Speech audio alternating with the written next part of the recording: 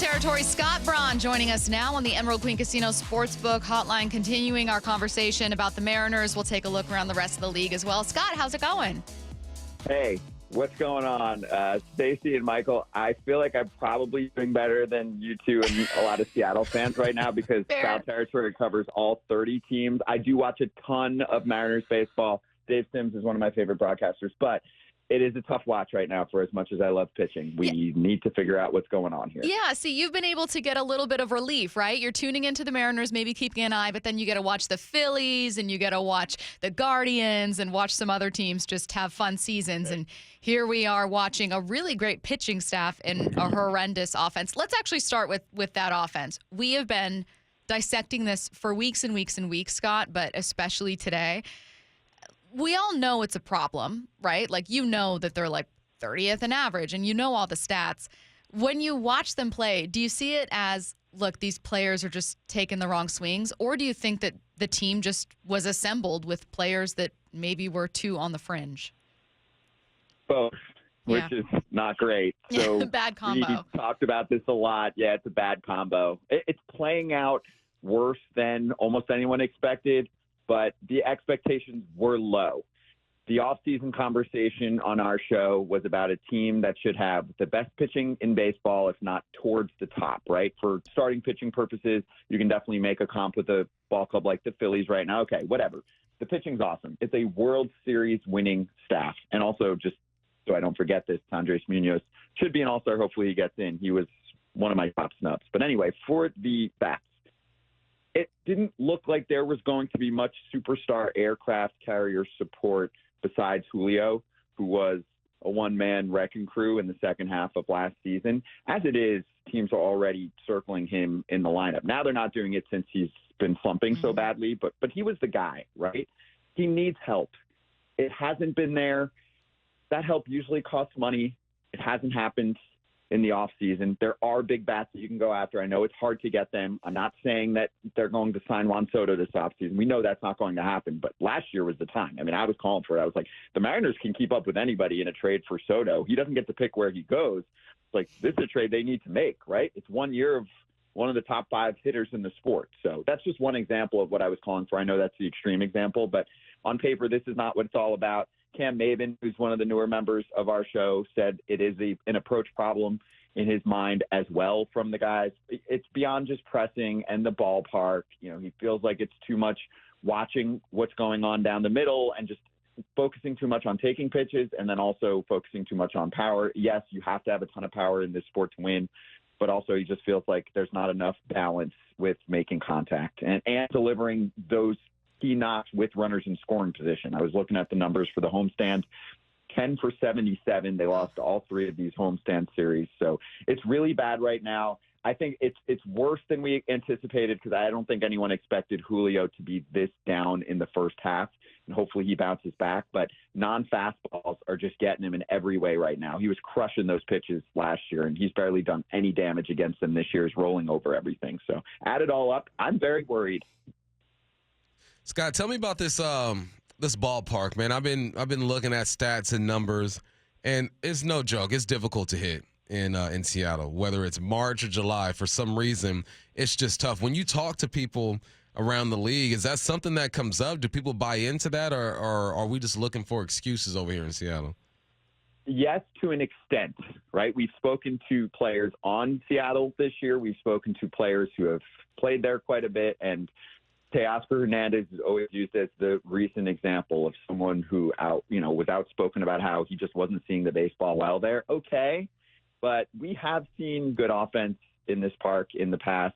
AJ Przinsky's on our show every day. You know, one of my teammates on FT and said it's being used way too much as an excuse publicly, not as much internally by most of the players when he's been around them. So, yeah, I don't think it can cut it. It's one thing if, we have lower scoring games in Seattle, but the swing and miss to this extent is just out of control. And, I know there's a lot of platooning that goes on in the way that they build the ball club. Sometimes that works. Sometimes it doesn't, and we've seen teams transition away from that scenario where you're not relying on that for many of your lineup spots.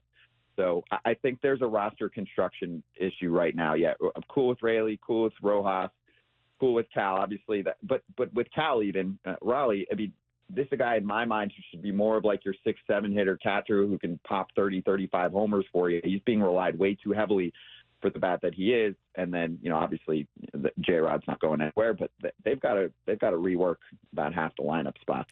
What did you think about the roster heading into the season? Because I think that the arms are even better than I expected them, and the bats are even worse. I obviously thought Julio would get off to maybe not a hot start, but sooner than he has. He didn't have a good first half at all. But, did you like the Polanco signing? Did you think Rayleigh, and Garver, would work out? What did you think about it? I thought maybe one of those would work out, right? I didn't think all of them were going to work out. I mean, they all had their flaws. Yeah. I think Polanco is probably the biggest surprise because he has been a pretty consistent player when he's been on the field. I know he's dealt with injuries a little bit more often the last couple of years. That one's the biggest surprise. Garver, for example, hasn't been a consistent regular. I think the Rangers utilized him much better last year than how they rely on him this year, right? They would pick the right spots for him. He often didn't play every single day. So I wasn't thrilled with their offseason in terms of how they put the lineup together. And I was very vocally angry about the situation because I did feel like fans were jobbed by, the ownership group. I actually give a lot of credit to Jerry Dipoto because, he's being asked to strike at the right time for this team because they've got a World Series winning staff, but you can't increase your budget at all. And maybe I go over that too frequently sometimes, but I didn't go over that 4 years ago. I understood where Seattle was at. But when you do have the chips together to win with the pitching staff, you do have to put a little bit more. You can't tell your GM, hey, we're going to remain stagnant every single year when the organization is thriving, and then expect that the team is going to naturally get better. There's some good things coming up in the farm system pretty soon on the position player side as well, which we probably don't have time to get into. But, yeah, Stacey, I wasn't pleased, and it's just played out worse. I didn't anticipate the strikeouts to be this bad. That's what the front office was focusing on.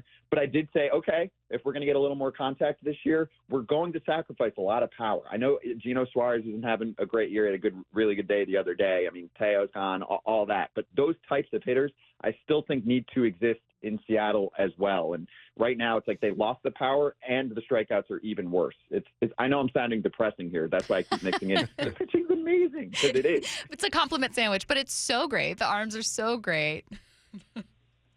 Hey, exactly. Scott, I don't know how much you know about our farm over here in Seattle, but Harry Ford played left field, I believe, the other day, and then Logan Evans has been called back down. And it looks like these guys are posturing to possibly make a move when it comes to a trade or whatnot. How attractive are these young players? I mean, it feels like that's all the Mariners have to lean on right now are their prospects. That's what they do best, right? Develop arms and get some young prospects. How attractive do you think these two would be? Yeah, I think them plus Emerson Hancock's name is going to come up quite frequently. I know in the past they've been hesitant to trade from young starting pitching, but that seems to be the one name that I think they would be okay with. Obviously, I'm not on the phone with Jerry, but I'm going off of, other insiders that I talked to. Ken Rosenthal's a regular on our show. We asked him about this during his last appearance on FT on Friday, and he did agree with us that would be the name that you would be most familiar with that could get you something big in his mind, right? That would be, either a very, very good 1 year hitting rental or half season hitting rental or multiple, or even a player that you could control for multiple years, which I know Jerry is usually a big fan of, right? Okay, I'll acquire some bats, but I want to be able to have them beyond this season. So, no, I think there are plenty of names in this farm system. This is, I would say, probably in the top 10, top 12 farm system. I have to look at where Baseball America has them right now. So they'll be in good shape. They have the assets to do it. I think that ownership will give Jerry the room to make moves like this because you get to the trade deadline and a lot of guys that are making big money obviously are going to cost significantly less. So I actually have a lot of faith that Jerry's I think he's going to go nuts. Like I think he's going to acquire at least 2 or 3 bats that you're going to see, in the lineup on a somewhat regular everyday basis. So we can look at some names. I haven't totally focused on it, but I know who could be available. So we can go through some of those names, but I do think he's going to do something drastic because this is so bad. Hey, let's keep talking about the trade market a little bit. There's always I don't know if you experience this, but I do as a woman, especially when I was younger and had roommates, which is that there's always that one person that's holding everyone up. And we're like, come on, we got to get the party moving. And they're still getting their makeup and hair done. And that is how I feel about the National League wildcard race, where like, I want this trade market to open up. I want fire sales. I want a million options for the Mariners. And the NL is keeping it very, very, very tight. And I am not happy about that. So what could potentially maybe break the market open? What do you think it means for the Mariners, that there may be fewer sellers? How are you kind of looking at it for them? And especially when it comes to potentially maybe being aggressive, which we're all hoping that they are. Yeah, they definitely should be aggressive. The Mariners, again, have a team that could win a World Series. Even this year, as bad as it looks right now, you can change things. Look at the Braves, for example, in 2021.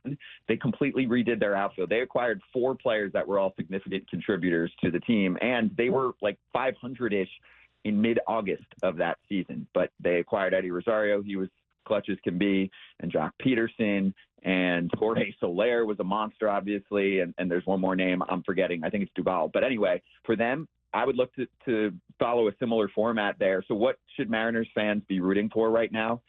Long losing streaks in July from National League fringe wildcard contenders so that they sell and that it opens up the trade market more for you so that you're not just making phone calls to the same 5-ish teams. The Rockies don't have a lot to sell. They often don't sell it. The Marlins don't have a good offense. There's maybe a bat or two that you could pry there because, the pitching's not the problem here. Again, the White Sox, everyone's calling. So you're looking for those fringe teams, Stacey. Like the Diamondbacks are 500. The Mets are a game under 500. The Giants are 3 games under 500. Like start going down the line here. Reds, Nationals. Like you want those teams to fall apart.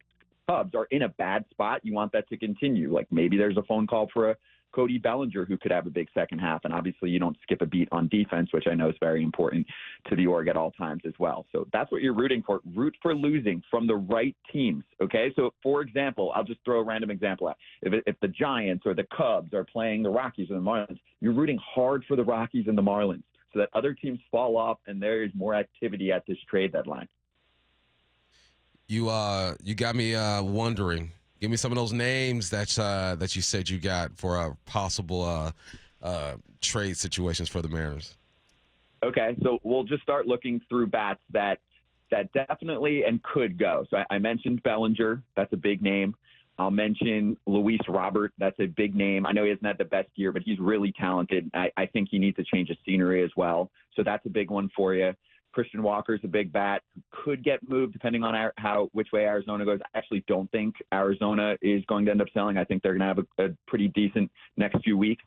Taylor Ward, although, I saw a report from Bob Nightingale that they might hold on to him. That would be a crime to Angels fans because he's only got 1 season left after this. That's a very professional, great hitter to add to a ball club. Looking through here at what else could be available, maybe a Conforto from the Giants gives us some pop. Actually, has had a pretty nice year. A Lane Thomas, which is a controllable bat as well. So I know it's not the biggest names in the world, but these are productive, well above average offensive players, who have, I don't know what the number is right now for the Mariners, but they probably don't have many players who have, an OPS plus and league average is 100. It's not a very complicated statistic to understand in terms of what the final number is. You want that number, of course, to be as high above 100 as possible. The Mariners, I don't know how many they have, but probably not many, maybe 1 or 2. And everybody I'm mentioning here is above that line. So if you want to talk big, Michael and Stacey, that you could start talking about someone like a Vladdy Jr. as well. I do think the Blue Jays will be selling. I just don't know if they'll go that far. So I've said some decent names, and I'd love to see the Mariners get at least 2 of those bats. Scott Braun is host of Foul Territory, and Foul Territory should be a regular part of your baseball listening. We use highlights from interviews and information all the time. It's such a good show. You can check it out on YouTube or wherever you get your pods with insiders Ken Rosenthal, AJ Przinsky, Trevor May, who we love, Todd Frazier, many more big leaguers bringing it daily for MLB player interviews and real talk reaction to what's happening in baseball. Scott, thank you so much for joining us. Thanks, Scott. Thank you. Great to talk to both of you. And lastly, Trevor will be with us. We'll be all over All-Star coverage. We have our own draft show that we'll do the whole deal. So just look us up on YouTube. Trevor's going to be out there with us in Texas. So he'll be on all the shows. And thank you so much for the shout out. And Mariners fans, stay strong. Thanks, Scott. Thank you so much. We'll be checking it out.